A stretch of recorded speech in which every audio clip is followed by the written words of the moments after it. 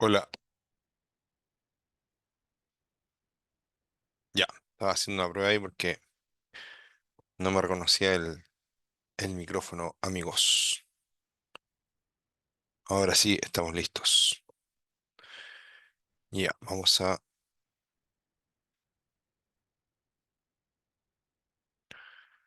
por empezar.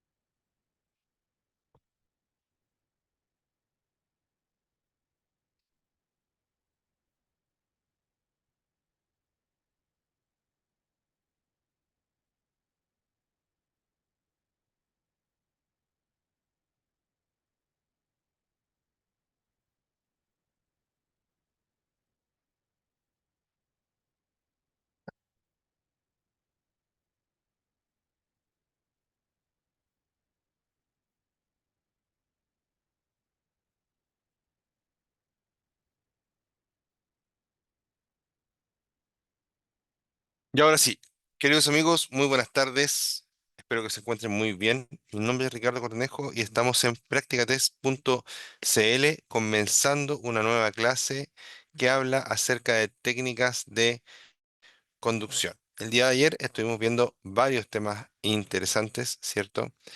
Entre ellos, por ejemplo, conducción con carga. No puedo mover la página, no sé por qué. Esperemos un poquitito, algo está pasando con mi PC. Ya, ahí sí. El día de ayer estuvimos viendo, por ejemplo, conducción con carga.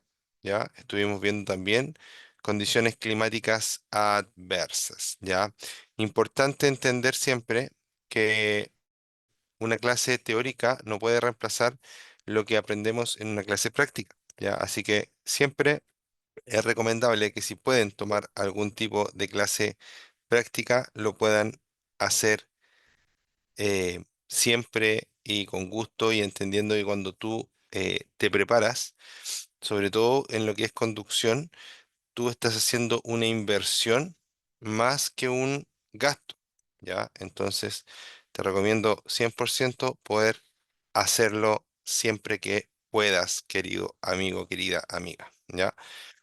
Entonces, sigo hacia arriba.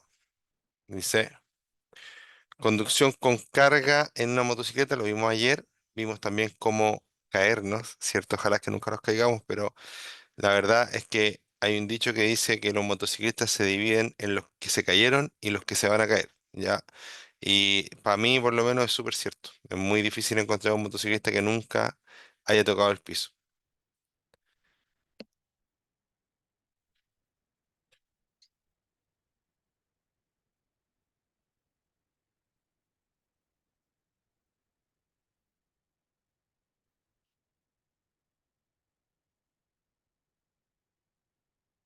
Ya, y les dije ayer que íbamos a repasar un poquito el tema de la oscuridad, ya que lo empezamos a ver, pero en realidad no lo terminamos, ya. Así que hoy día vamos a terminar o vamos a empezar terminando el tema de la oscuridad, ya. Dice que en la oscuridad la capacidad de deducir distancia depende de que veamos colores y contornos de colores claros. El riesgo de siniestro es mayor durante la noche, entre otras causas por nuestra limitada capacidad para ver en la oscuridad. Nuestros ojos tardan algún tiempo en acomodarse a la oscuridad cuando abandonamos una habitación iluminada. Se me fue la cámara, no sé por qué. Vamos a ver si la activamos de nuevo. Vamos a ver si se activa de nuevo. Ahí vino, ahí llegó. Ya, importante, el efecto de encandilamiento, ¿ya? Más fácil para mí, la forma más fácil de explicarlo es que cuando apagamos la luz en la noche, ¿cierto? Por un momento en la habitación que estamos no vemos nada, ¿ya? Y luego, después de unos segundos, ¿cierto? O menos de un segundo quizá, pero hay un momento en el cual no vemos nada.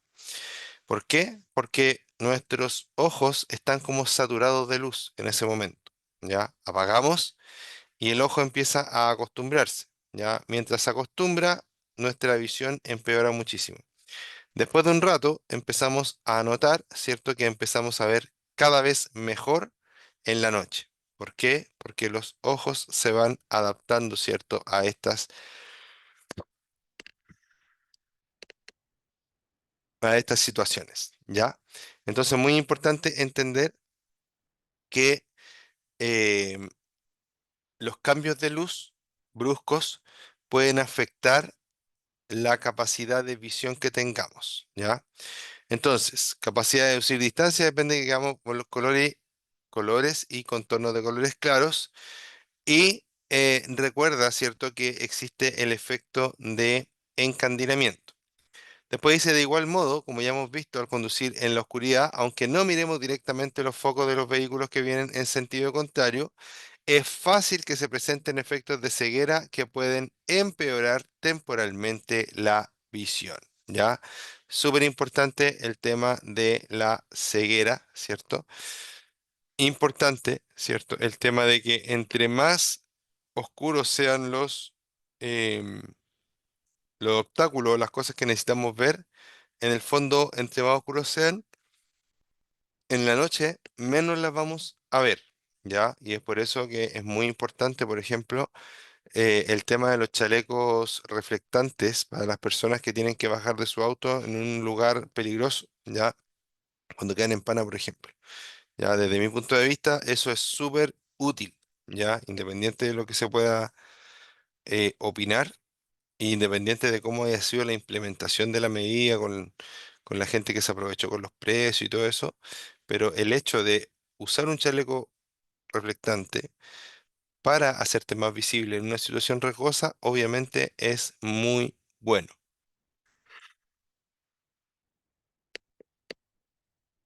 Perdón.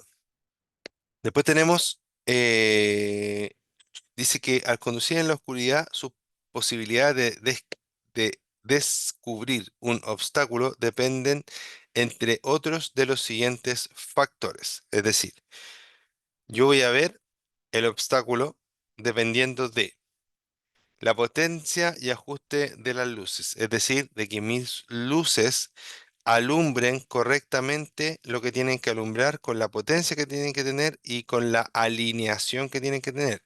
Es importante que ustedes sepan que los focos de las motocicletas y de los autos también se mueven hacia arriba, hacia abajo, hacia la izquierda y hacia la derecha. Ya hay un procedimiento que permite ajustar las luces de una moto, ya, o de un auto de forma, ¿cómo decirlo? De forma sencilla, ¿ya? Eh, claro que también existen en la actualidad las luces que se autoajustan, ya traen un motorcito y ese motorcito mueve la luz para arriba, para abajo, para el lado, para el otro lado, va corrigiendo mientras vamos manejando, ¿ya?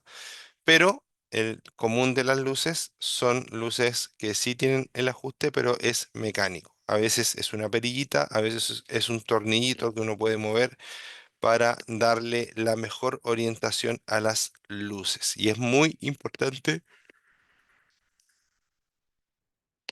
Oye, disculpen, pero me agarró Morfeo y no me quiere soltar. Ya, disculpen. Entonces, las luces se pueden alinear. Y otra cosa importante es que nos preocupemos de que nuestras luces, por ejemplo, la mica de nuestra luz esté transparente.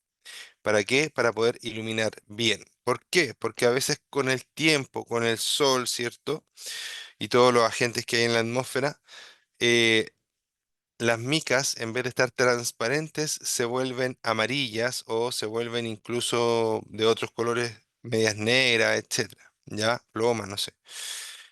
Y el tema es que cuando la mica no está perfectamente transparente, disminuye la capacidad lumínica de ese foco, es decir, va a alumbrar menos. Por lo tanto, ideal sería cambiar los focos que están en mal estado, ya, es como lo que funciona 100%. Pero en la actualidad también existen servicios en los cuales te pulen los focos, ¿ya? Te los lijan, te los, te los lijan, te los pulen y también le echan como una pintura encima, ¿ya? No una pintura, es como una laca encima, ¿cierto? Que hace que el foco quede, para empezar, con mejor aspecto y que ilumine mejor, ¿ya? Entonces, siempre buscar la alternativa de que nuestras luces estén en las mejores condiciones posibles, ¿ya? Recuerda que también entra en estos factores, ¿cierto? La capacidad de ver del individuo. O sea, yo no tengo la misma capacidad de ver que tú, no tengo la misma capacidad de ver que mi señora o que mi hijo, ¿ya? Son distintas las capacidades para ver y en algunas ocasiones, por ejemplo, hay personas que ven muy poco de noche, ¿ya? Inclusive existe una restricción de licencia para conducción diurna, ¿ya? Esas personas muchas veces le dan licencia, pero solo para manejar de día, ¿ya? En el caso de tener esta complicación, siempre es ideal que esto se respete. ¿Por qué? Porque estamos cuidando nuestra vida y también la vida y seguridad y salud de los demás, ¿ya? Después dice la capacidad de reflejar la luz que tenga el obstáculo. ¿Qué significa eso? Si es una piedra y esa piedra es negra, se va a ver súper poco. Pero si esa piedra es blanca o es roja, se va a ver mucho más, ¿ya? Va a depender, obviamente, de los colores más vivos, siempre resaltan más, ¿ya? Después la lluvia, niebla o nieve, ¿ya? Lluvia, niebla o nieve. Obviamente, si hay lluvia, si hay niebla o nieve, la capacidad visual va a disminuir porque en el fondo el agua, las gotas de agua se están interponiendo entre mis ojos y lo que quiero observar. En algunos casos, a un nivel extremo, en otros casos más suave. Ya en el fondo mi consejo ahí es solamente seguir con la marcha cuando estén seguros que sea seguro. Si hay tanta niebla o tanta lluvia que yo no veo nada para adelante y voy prácticamente a ciegas, entonces es mejor detenerme a un costado del camino, ¿cierto? En un lugar seguro que no me vaya a chocar otro vehículo por atrás y obviamente de forma suave, insisto, para que no me vaya a chocar otro vehículo por atrás y esperar un poco a que el tiempo mejore, ya a que llueva un poco menos, etcétera. Después, la potencia de las luces del vehículo que viene en sentido contrario, ¿ya? Las luces que vienen, o los vehículos que vienen en sentido contrario, no están apuntando directamente con sus luces. Si esas luces no están bien alineadas o tienen demasiada potencia, ¿ya? Como pasa muy seguido, lamentablemente en la actualidad, eso va a afectar la posibilidad de que nosotros podamos mirar y darnos cuenta de las cosas que pueden haber. Después tenemos luces bajas. Perdón. Después tenemos distancias de verificación con distintos tipos de ropa. ¿Ya? Esto es lo mismo que hablamos del obstáculo. Si yo, hay una persona que está cruzando la calle, o a la orilla de la calle, o en el medio de la calle, da lo mismo. Una persona que está en la calle, y esa persona va con ropas oscuras, también la voy a ver menos. Si va con ropas claras, la voy a ver más. Y si va con ropa reflectante, la voy a ver muchísimo más, ya que ya lo hablamos. Pero acá hay algo súper importante que debemos internalizar de inmediato. ¿Por qué? Porque este tipo de información aparece mucho en las preguntas municipales, ¿ya? Dice, distancia de visibilidad. Nuestra capacidad de calcular distancias depende de que veamos colores y contornos de colores claros. Esto varía según las luces que utilicemos, luces bajas o luces altas en nuestro vehículo, ¿cierto? En este caso, una moto, ¿ya? Si nosotros vamos con luces bajas y el obstáculo va de ropa negra, vamos a tener apenas 25 metros para poder reaccionar, ¿ya? Lo que es muy, muy poco. Si vamos con ropa blanca, o si el obstáculo va con ropa blanca, vamos a tener más tiempo para poder reaccionar. Y si va con ropa reflectante, más tiempo aún para reaccionar. Esto todo con las luces bajas. ¿Ya? Todo esto hablando de luces bajas. Después tenemos que con luces altas vamos a poder ver al obstáculo a mucha mayor distancia. Y ustedes saben que la distancia es muy importante porque va a permitir que nosotros podamos realizar algún tipo de plan para em, para evitar, por ejemplo, un accidente. Entonces, ¿por qué no andamos siempre con luces altas si nos va a permitir adelantar más cada una de estas maniobras y de estos problemas? Bueno, la solución o no la solución, la explicación para esto es que cuando andamos en ciudad, no podemos, la explicación para esto es que cuando andamos en ciudad, no podemos andar con luces altas. Las luces altas son solo para caminos rurales, ¿ya? ¿Qué significa camino o vía rural? Significa que es un lugar donde hay baja densidad poblacional. Si yo me meto en las ciudades siempre la densidad poblacional es alta. Por lo tanto, en una ciudad nunca puedo andar con luces altas prácticamente, ¿ya? Las luces altas son para lugares rurales, ¿ya? Y las luces bajas son para lugares urbanos, ¿ya? ¿Por qué? Porque las luces altas iluminan muy lejos porque su haz de luz se proyecta como hacia arriba o derecho, digamos, en vez de hacia el suelo, ¿ya? En cambio, en las luces bajas, su haz de luz se proyecta derechamente hacia el suelo para una corta distancia y para así no molestar ni al vehículo que va delante de nosotros a favor de nuestro sentido de tránsito, ni a los que vienen en contra de nuestro sentido de tránsito, ¿ya? Entonces, súper importante entender el tema de luces altas y luces bajas. ¿Cuándo puedo usar luces altas? Solo en lugares rurales. Y ojo, cuando no venga absolutamente ningún otro vehículo de frente, ¿ya? Ni un carretón, ni un ciclista, etcétera, ¿ya? Lo las únicas personas que pueden estar y que yo no debo bajar las luces son precisamente los peatones, porque son los que a mí me interesa ver, ¿ya? Si vienen peatones caminando en sentido contrario o en mi mismo sentido van caminando, no es necesario bajar las luces, ¿ya? Al contrario, es importante que las luces vayan altas para poder calcular bien las distancias, etcétera, y que no existan em, sorpresas desagradables, ¿ya? O resultados desagradables. Entonces, después tengo, eh, se me olvidó lo que leía así, discúlpenme. Tenemos las luces altas, perdón, las luces. Ah, ya. Entonces, importante, si me cruzo con vehículos que vienen en sentido contrario o llego por atrás a un vehículo, ¿cierto? Debo bajar las luces. ¿Por qué? Porque el vehículo que va delante mío lo voy a molestar a través de sus espejos. Y el vehículo que viene de frente mío lo voy a molestar directamente con mis luces altas. Normalmente, normalmente, cuando luces son, normalmente cuando las luces son, eh,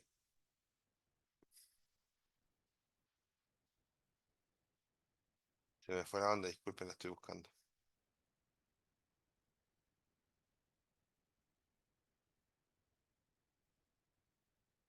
Ya, voy a empezar la idea de nuevo. Disculpen, chiquillos, pero se me fue se me fue la onda. Ya. Eh, Cuando tengo luces bajas, las luces bajas son para ciudad. Luces altas, caminos rurales. Pero cuando me topo con vehículos que vienen a favor o en contra, cualquier vehículo, un carretón de caballos, digamos, una bicicleta, un auto, un camión, lo que sea, no puedo molestarlo con mis luces. ¿Y cuándo lo voy a molestar? Cuando vaya un vehículo adelante mío a través de sus espejos o cuando venga un vehículo de frente, obviamente de forma directa, ¿ya? Otra cosa importante que hay que entender, fíjense que esto es para absolutamente todos los vehículos, porque todos los vehículos traen, o al menos deben traer, luces altas y luces bajas, ¿ya? Em, Y en todos los vehículos las luces altas están orientadas, ¿cierto? De tal forma que va a terminar molestando a una persona que vaya adelante de nosotros, ¿ya? Pero es necesario. ¿Cuándo las vamos a usar libremente las luces altas? Cuando vayamos por un camino rural y cuando no vaya ningún otro tipo de vehículo adelante. Pero también es importante entender y recordar, aunque ya lo dijimos en esta clase, que si van peatones, no debo bajar las luces, ¿ya? No estoy obligado a bajar las luces si es que veo que hay peatones en la vía, ¿ya? Súper importante. Y ahí ustedes tienen, por ejemplo, las distancias de verificaciones con los distintos tipos de ropa para luces altas y luces bajas, ¿ya? Luces altas 25, 50 y 60, dice. 60 y 125 y para luces altas 150, 300 y 450 metros respectivamente. Es decir, las luces altas ayudan a ver obstáculos mucho antes que las luces bajas. Sin embargo, no podemos utilizar eh, luces altas en donde está prohibido, como por ejemplo en los lugares urbanos, ¿ya? Denme un segundito, por favor, queridos amigos.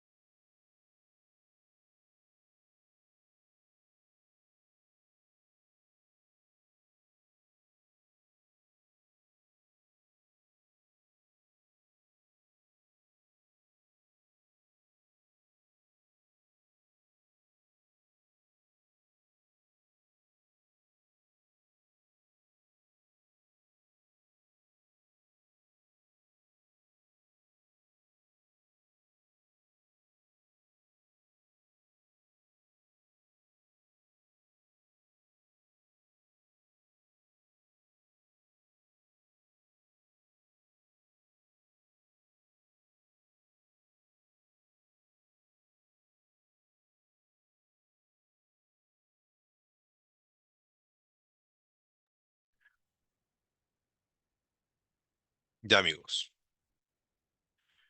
discúlpenme, estoy de vuelta. Ahí estoy de vuelta. Ya, entonces eso con respecto a las luces altas y bajas, ¿ya? Y con respecto también a la oscuridad. Condiciones climáticas, lo estuvimos viendo ayer, pero como repaso, entre comillas, recuerden que las condiciones climáticas adversas hacen que la moto sea mucho más peligrosa, ¿ya? Y yo siempre recomiendo que si tienen la posibilidad de dejar la moto en la casa cuando hay condiciones climáticas adversas como lluvia o mucho frío, eh, siempre es una opción, ¿ya? De hecho, a mí me encanta andar en moto, ¿ya? Trato de ir en moto lo que más puedo, pero cuando en invierno ya hace mucho frío, ¿cierto? Ya hay 0 grados, etcétera. La verdad es que ahí prefiero dejar la motito en casita, ¿ya? Saco el autito, me voy el autito calentito, ¿para qué me voy a sacrificar más? ¿Ya? Y de repente, escucha, si no está la opción de ir en auto, de repente también es opción ir en micro, ¿ya? Más que en moto. Recuerden que en moto van a llegar todos mojados, ¿cierto? Muchas veces los motociclistas le da sinusitis, etcétera, ¿cierto? Porque la verdad es que en invierno la cantidad de frío que toma el motociclista es muchísimo, ¿ya? Y bueno, si necesitan, yo también sé que hay mucha gente que necesita andar en moto en invierno igual en cualquier día, lloviendo o no lloviendo. Bueno, equípense, ¿ya?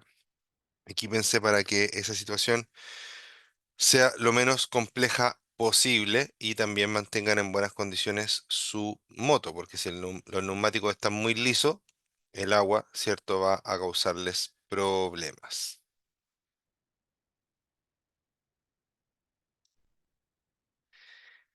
Ya, aquí vamos a hablar acerca de los grupos de motocicleta, que es un tema que no hemos hablado hace hartas clases.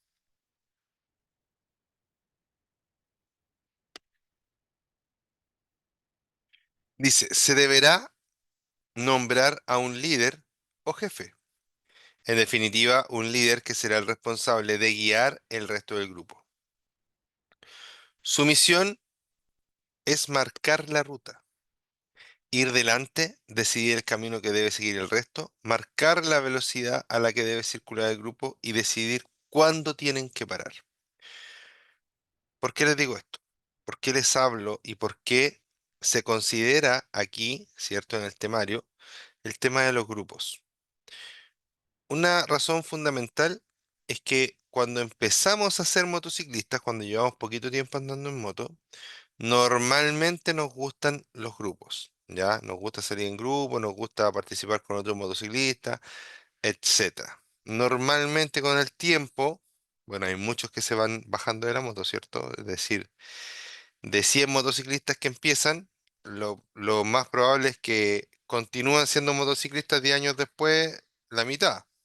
No, no sé los números exactos, pero de las personas con las cuales yo andaba en moto cuando empecé, quedan pocas, la verdad, ¿ya? Entonces, importante el tema de la conducción en grupo de motocicletas.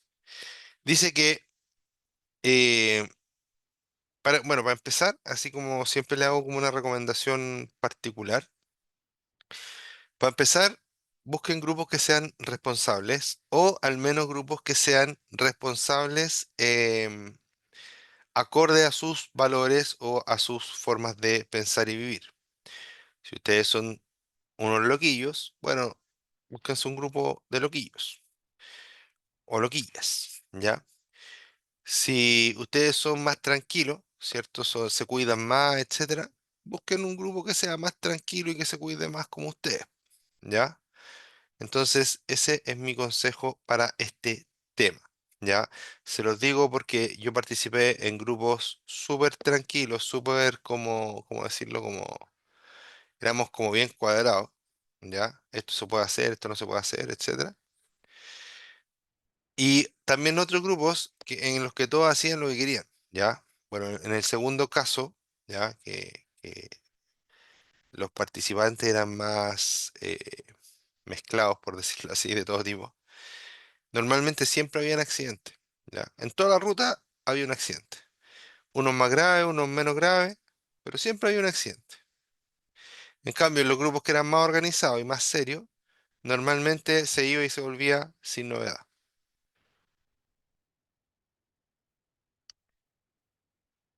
Estoy tomando un café helado porque de verdad que me atacó un sueño terrible. Es que hace mucho calor acá, entonces me, me tomó por sorpresa. ¿Ya? Entonces, el tema de los grupos es eso. Primero, segregar, ¿cierto? Más o menos andar con personas que son parecidas a mí. Ideal que todos nos cuidáramos. Ideal que todos fuéramos responsables, ideal que ninguno tomara. Por ejemplo, yo he visto grupos de motociclistas que llegan a alguna parte y toman y después se devuelven, ¿ya? Para mí es terrible. Las personas a veces lo miran con distintos puntos de vista, ¿cierto? Pero para mí es terrible. ¿Ya? O sea, para mí o manejáis o tomáis. O sea, no hay un punto intermedio. Si tomáis, te quedáis en tu casa y andáis en taxi, no sé. Y si vais a manejar, no podéis tomar. Nada, cero. ¿Ya? Entonces, veamos lo que dice acá.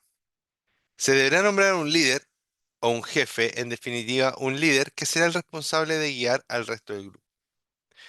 Después dice, su misión es marcar la ruta, ir delante, decidir el camino que debe seguir el resto para marcar la velocidad a la que debe circular el grupo y decir cuándo tienen que parar.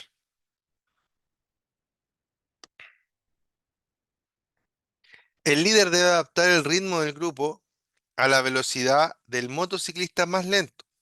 El líder debe adaptar el ritmo del grupo a la velocidad del motociclista más lento.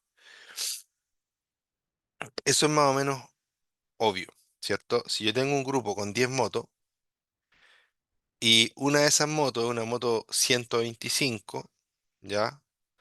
No puedo pedirle que ande a 150 todo el rato, ni a 100 pegado, ¿cierto? Porque la moto no da. No puedo pedirle algo que vaya fuera de las posibilidades de esa moto o fuera de las posibilidades de ese conductor. Porque también se puede dar el caso que la moto dé, ¿cierto? De mucho más, pero que el conductor sea primerizo y tenga miedo, no se sienta seguro para ir más rápido. Entonces siempre se habla del motociclista más lento, entendiendo, ¿cierto? Que puede ser o la moto que no da más o el motociclista que no puede andar o no se siente cómodo andando más rápido. Normalmente los paseos son tranqui. Los grupos, cuando uno circula en grupo, son normalmente tranqui. De hecho, cuando tú ves estas como bandas de motociclistas que andan por la carretera de Estados Unidos, así en las películas, normalmente andan relativamente lento, ¿ya? A no ser que sea un grupo de motos así como R, ¿cierto? Como motos deportivas. Ahí, claro, normalmente se asocia a que andan más rápido, pero en general los paseos en moto son a una velocidad relativamente lenta, ¿ya? Entonces, importante, hay dos puntos aquí importantes que rigen el comportamiento del grupo en el fondo.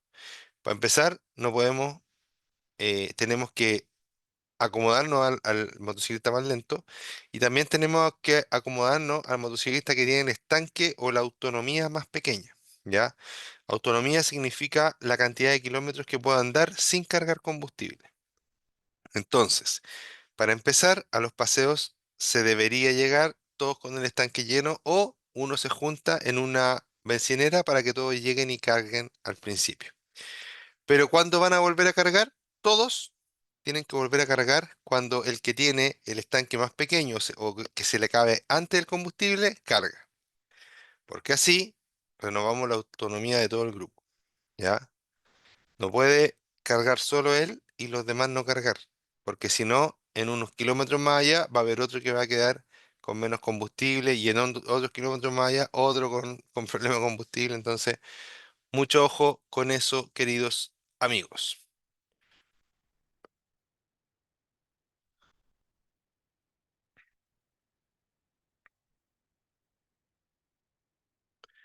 Ya, entonces aquí está la recarga de combustible. Después dice, el objetivo más importante del líder es velar en todo momento por la seguridad de todos los integrantes del grupo. ¿Ya? Es importante que los grupos tengan una estructura, un líder, un jefe. ¿Ya? No se trata de alguien que me manda a hacer café ni que me manda a comprar cosas, no. Se trata de alguien que entienda un poco más que yo, que lleve ojalá un poco más de tiempo que yo y que obviamente sea una persona responsable que pueda servir para guiar al resto del grupo, ¿cierto? Y que también pueda decir cuando lo estamos haciendo mal, ¿ya? Aquí un consejo súper importante.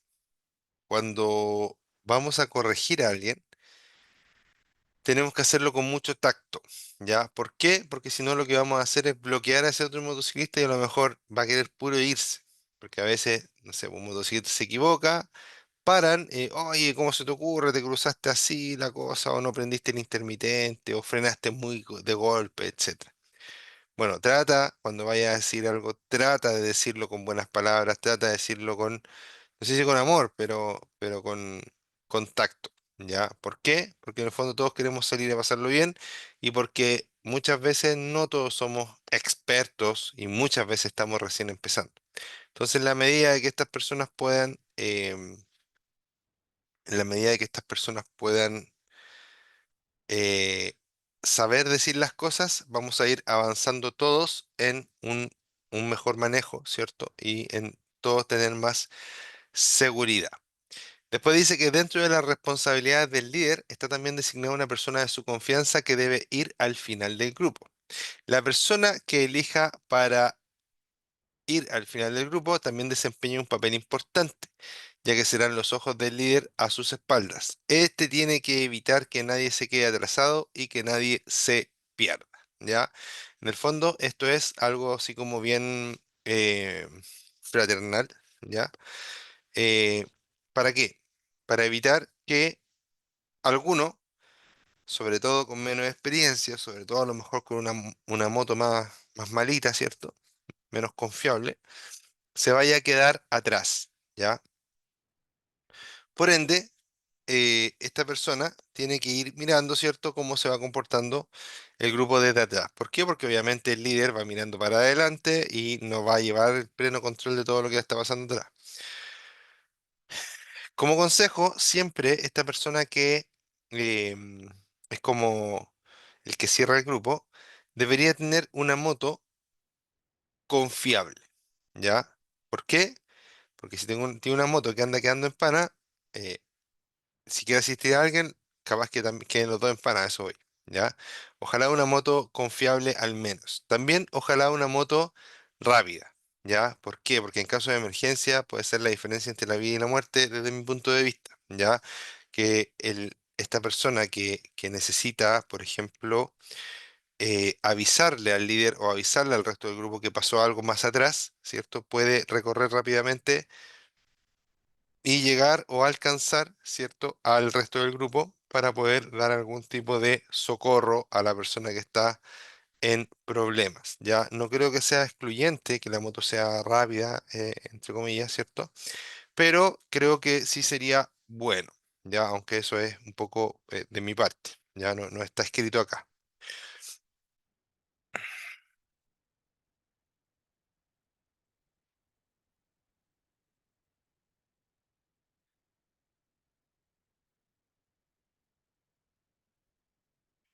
Ya, después dice, aquí hay algo súper importante que habla de cómo circular en grupo. ¿Ya? Aquí puede aparecer una pregunta de prueba. ¿Ya? Dice, una vez que el grupo está en movimiento, en ciudad,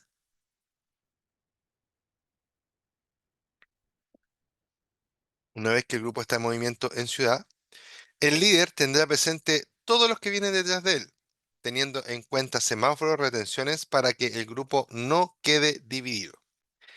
¿Qué significa eso? Miren, andar en grupo puede ser más seguro o menos seguro. Oye, antes de que se me olvide, ayer se me reventó una rueda de mi moto y se paró un motocompita a ayudarme. Se llamaba El motociclista, el motociclista, Elmo, eh, gracias, una gran persona. Ya se paró a ayudarme, no, lamentablemente pudimos solucionar el problema ahí porque no teníamos los medios, pero sí me acompañó que tuve que irme a la casa de mi mamá que estaba cerca donde quedé en Pana, a guardar la moto, etcétera. Y esta persona me acompañó, ¿cierto? Que andaba en una parte igual más o menos peligrosa. Me acompañó, se fue conmigo, e hicimos ahí más bulto, ¿cierto? Para que no nos fueran a atropellar. Y tomó un ratito de su tiempo para poder ayudarme. Así que si en algún momento, amigo Elmo, ves este video, muchas gracias por tu actitud y esa es la actitud que deberíamos tener todos los motociclistas. Ya en algún momento yo también he ayudado a algún otro motocompita porque en el fondo somos usuarios súper vulnerables. O sea, nos quedamos abajo de la moto y no podemos hacer mucho. No tenemos ni dónde sentarnos cómodamente si es que tenemos que esperar mucho rato. Entonces, es importante que nos ayudemos entre nosotros. De hecho, yo iba andando lentito y él me hizo así, sí que estaba bien, y yo le dije que no. ¿Ya? Entonces, como le dije que no, él se paró al tiro un poquito más adelante y me preguntó en qué me podía ayudar. ¿Ya? Súper importante esa actitud entre motociclistas amigos, hablando de grupos, ya no solo con un amigo, no solo con alguien que conozco, sino que también puede ser con alguien que no conozco. ¿Ya? A mí me han ayudado varias veces que quedaban para en moto. ¿Ya? Y también me han dejado tirado hartos motociclistas que han pasado por el lado y que no, ni me han mirado. ¿Ya? Pero obviamente, claro, no todos tenemos el mismo tiempo, no todos podemos parar siempre. Muchas veces uno se asusta y dice a lo mejor es una trampa y qué sé yo. ¿Ya? Pero lo importante es que exista esa actitud y esa camaradería que les gusta llamarle a los motociclistas o hermandad, como quieran decirlo, es importante, ¿ya? Y es valioso, ¿ya? Así que para ti, amigo Elmo, un saludo súper grande y muchas gracias por tu gestión de ayer, ¿ya? De hecho, hoy día no va a poder andar en moto porque todavía no, no la puedo reparar, ¿ya? Sigo. El líder también debe comunicar, ¿cierto? A todos los integrantes del grupo. No, eso ya parece que ya lo hemos pasado. Ah, no lo hemos pasado. Estamos aquí más o menos. Después, ya, importante esta parte de acá. Cuando andamos en grupo, debemos entender que en el grupo se produce una sinergia. Entonces, si el primero pasa, normalmente todos pasan, ¿ya? Lo que no está bien, ¿ya? Tú, aunque vayas en grupo, debes ir poniendo atención a las indicaciones del tránsito. No porque el que va delante mío pasó, yo también voy a pasar. ¿Por qué les digo esto? Porque a veces una persona va, o sea, va a un grupo, el tipo pasa el otro, el otro, el otro, y de repente da rojo y siguen pasando, pasando, pasando, pasando. Y eso puede traer consigo un accidente fatal, ¿ya? O se pasa en un pare, por ejemplo. El primero se pasó el pare y se lo pasan todos. No está bien, ¿ya? Todos tienen que ir atentos a las condiciones del tránsito y si hay que parar y el resto del grupo siguió, será. No es lo ideal. Por eso dice acá que lo ideal es que el líder tome en consideración cuando va a cruzar, por ejemplo, un semáforo, tome en consideración que alcancen todos a cruzar. ¿Qué se hace para eso? Ejemplo, voy circulando, empiezo a ver que la luz del semáforo está en verde, pero que está en verde hace rato y que yo todavía no cruzo, por lo que probablemente voy a cruzar y se va a poner roja. Entonces, ¿qué es lo que hago? En vez de cruzar, apurarme para cruzar, empiezo a bajar la velocidad para que ojalá me dé rojo, ¿ya?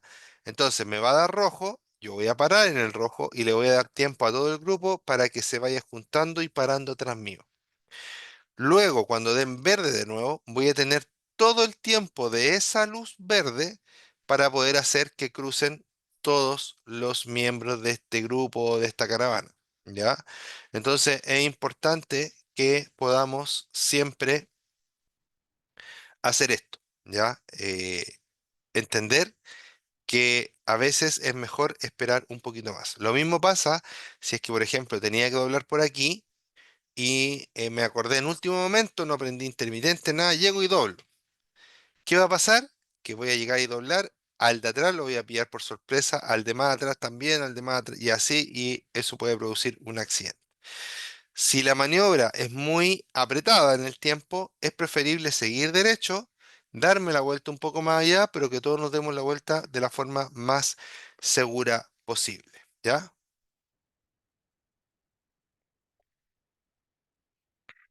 Ya. Entonces, ¿cómo circular en grupo? Dice, y acá hay algo súper importante. Dice que en carretera se debe haber dado instrucciones precisas al grupo de cómo colocarse para circular. Una vez que ya llevamos tiempo en la moto, sabemos que la circulación es en zigzag. Es decir, uno aquí, el otro no va al lado. Jamás va a llevar un motociclista al lado tuyo. Va a ir atrás tuyo, pero cargado hacia el otro lado. Uno aquí, uno acá. Después el otro va a estar acá. Después el otro va a estar acá. Después el otro va a estar acá. De esa forma, este motociclista tiene todo este espacio para moverse y todo este espacio para moverse en caso de emergencia. Este motociclista tiene todo este espacio para moverse y todo este espacio para moverse en caso de emergencia. Entonces es importante el tema de la circulación. No podemos ir en fila, ¿ya? Vamos en fila, sí, pero en zigzag. Uno por la derecha, otro atrás por la izquierda, otro atrás por la derecha, otro atrás por la izquierda. Así. ¿Para qué? Para usar mejor la vía. Cosa importante también, si la calle tiene dos pistas hacia allá, ¿cierto? No podemos con el grupo de moto ocupar las dos pistas. La idea es que ocupemos una sola y la otra la dejemos para los vehículos que quieran circular más rápido o incluso más lento, ¿ya?